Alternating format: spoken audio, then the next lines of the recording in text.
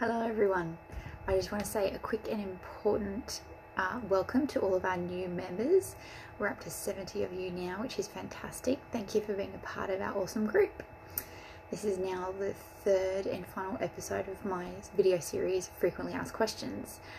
After this, I'll be making topic focused videos, and we'll try to get Matt to do a few as well if I can make him some time in his busy schedule. Alright, so let's get started. So what if I can't be hypnotized? I've been hypnotized before and it didn't work for me. So first of all, hypnosis is a do with, not a do to. Hypnosis is a completely natural state that you go in and out of every day without you even realizing. Like I mentioned in episode 1, if you've ever driven to work the same way for weeks, you may get there and realize you can't remember the journey. That means you're in a trance state. You're operating from a subconscious level. So in a clinic setting, you're being assisted into a hypnotic trance state by the hypnotherapist, asking you to do a few simple things. If you've been told by a hypnotherapist that you can't be hypnotized, they're not really doing their job properly. If you've got a pulse and you're an alive and fully functioning human being, then yes, you can absolutely be helped into a hypnotic trance. Matt has only had one client out of thousands that he was unable to help, and later they told him that they experienced some trauma from someone close to them just the night previous. So it was still obviously too fresh for the conscious mind to be willing to feel calm and relaxed enough to let the subconscious take over to experience the hypnotic state. Will I lose control? As I said, it's a do with, not a do to, so you're in control at all times. If something the hypnotherapist says goes completely against your morals and values, then your subconscious mind will reject it. Matt only helps you make the changes that you want and which are in the best interest of you getting those changes to continue to happen once you step outside the clinic room after the session. The stage shows where you see the person seeming to lose control and act silly or do something outrageous that they would never ever do otherwise is because they're a somnambulist. It's a hard word. A very small percentage of the population are able to go into a trance state very deeply, very quickly, and therefore extremely susceptible to the stage hypnotist's instructions. Sometimes a person will have amnesia and not remember or know what happened or what they did, and sometimes the person will have an awareness of what's going on but report that they felt they had an uncontrollable urge to do what they've been asked to do, even though they knew it was going to be embarrassing or silly. So this kind of thing is for entertainment only and not for therapeutic purposes in a clinic setting. We have honest and respectable personal morals and values, as well as professional guidelines, protocols and safety in place for all our clients and work environment. If we did this to clients, then we'd go out of business in a heartbeat. We provide them with the best possible experience of hypnotherapy in our business. It's truly the complete opposite to what you see on stage. It's altogether positive, relaxing, uplifting, and changes lives for the better. So can you get stuck in hypnosis? No. As I mentioned before, it's a completely natural state.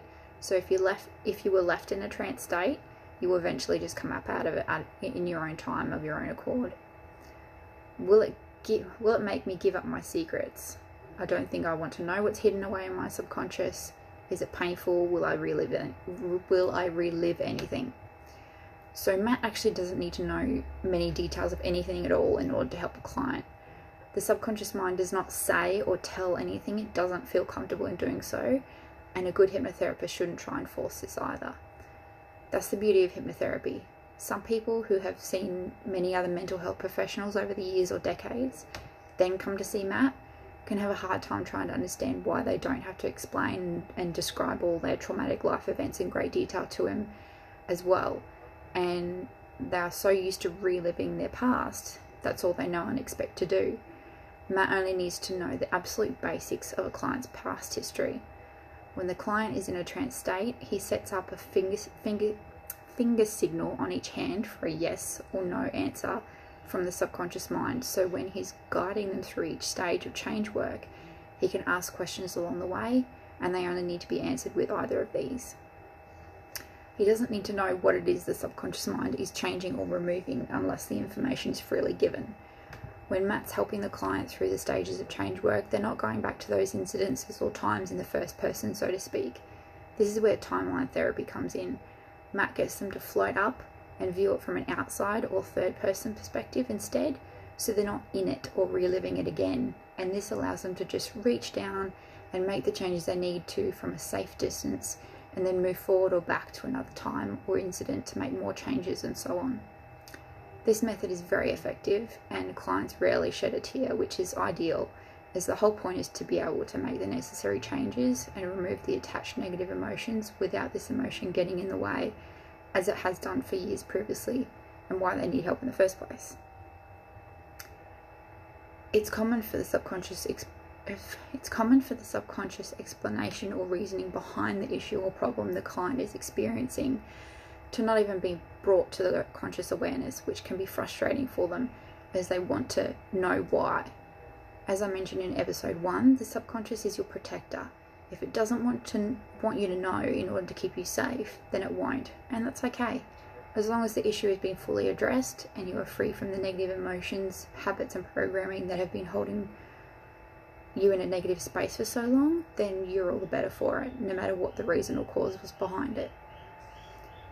Okay, so we've reached the end. I hope that gives you some more insight. If you have any questions, please let me know and I'll answer them as soon as I can for you. Thank you, and see you again next Friday. Bye.